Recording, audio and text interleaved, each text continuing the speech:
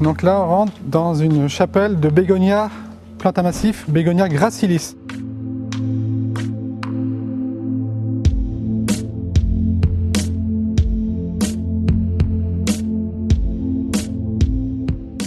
Les fleurs de bégonia, elles sont toujours semblables? Il y a peu de différence au niveau aspect de fleurs. Le choix se fait au niveau des coloris. Ce qui est intéressant, c'est qu'on peut faire donc du bégonia rose, à fleurs roses, avec du feuillage vert ou du feuillage pourpre. Du bégonia à fleurs rouges, feuillage vert, feuillage pourpre. De même pour le blanc. Et ça, c'est extraordinaire. On peut faire donc de la mosaïque, on peut faire tout ce qu'on veut.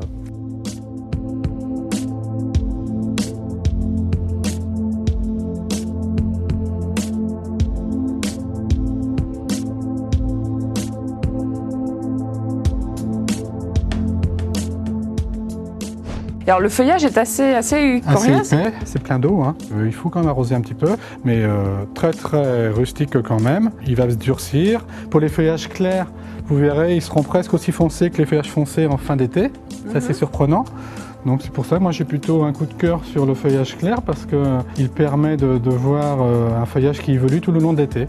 Et qu'est-ce qu'il aime, le bégonia? Il aime le soleil? Ça supporte très bien le soleil, donc n'hésitez pas à le mettre plein sud ou plein ouest, il n'y a aucune difficulté. Et c'est une plante plutôt gourmande? Non, ces plantes à massif là ne sont pas très gourmandes, hein. Ce qu'il faut, c'est qu'il ne faut pas manquer d'arrosage, point.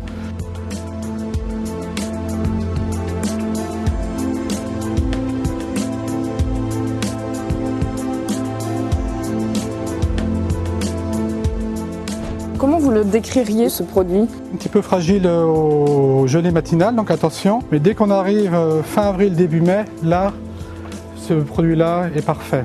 On a des très bons résultats en massif. Il peut faire des petites bordures tout autour d'un autre massif. C'est extraordinaire. Moi, j'aime beaucoup ce produit-là. C'est un produit qui semble un petit peu fragile, mais en fait, quand il est bien en place, il explose.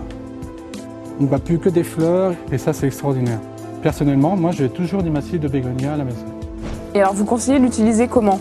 En jardinière, en pot, en pleine terre? Moi, je le conseille plutôt dans une bordure relativement étroite, qui fait par exemple 50-60 cm de largeur, de mettre 2 rangées de bégonia avec des plantes derrière un peu plus hautes, plus élaborées, et ça sera très joli. Vous conseillez de la planter plutôt de manière compacte? Oh, il faut planter tous les 10-15 cm, le volume se fera. Alors le bégonia, est-ce qu'on peut dire que c'est une plante facile, Pascal? Oui, c'est une plante très facile à travailler et à entretenir.